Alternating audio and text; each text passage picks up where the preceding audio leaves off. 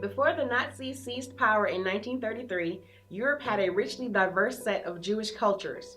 Many of these cultures were dynamic and highly developed. They drew from thousands of years of Jewish life on the continent.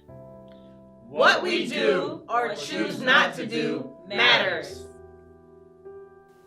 In 1933, approximately 9.5 million Jews lived in Europe, comprising 1.7% of the total European population. This number represents 60% of the world's Jewish population, which was approximately 15.3 million at that time.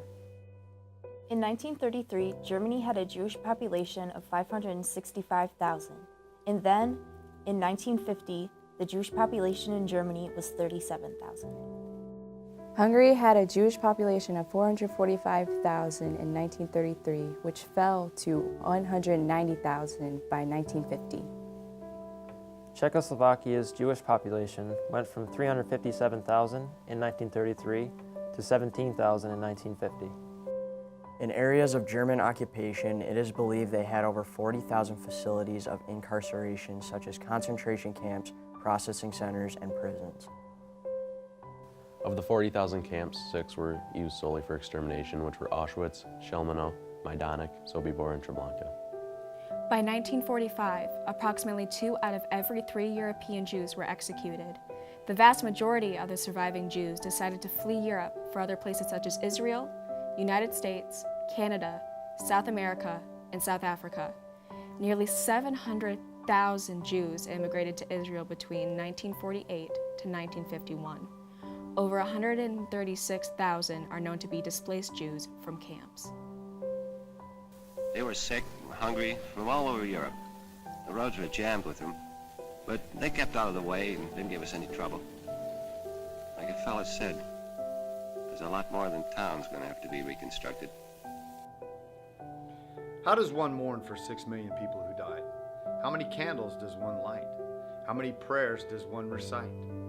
Do we know how to remember the victims, their solitude, and their helplessness? They left us without a trace, and we are their trace. This is why we gather here today.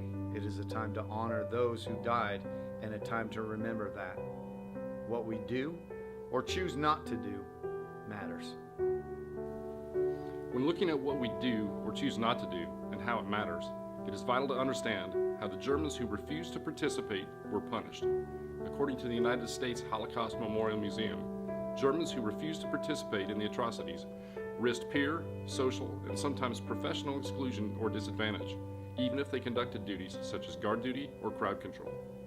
Non-Germans serving as auxiliaries and refusing to carry out direct orders to kill could and would be subject to execution. By allowing the Nazis to rise to power, those who took a neutral stance allowed unspeakable brutality to commence across the globe. As leaders of the free world, we must understand that neutrality helps the oppressor, never the victim, and silence encourages the tormentor, never the tormented.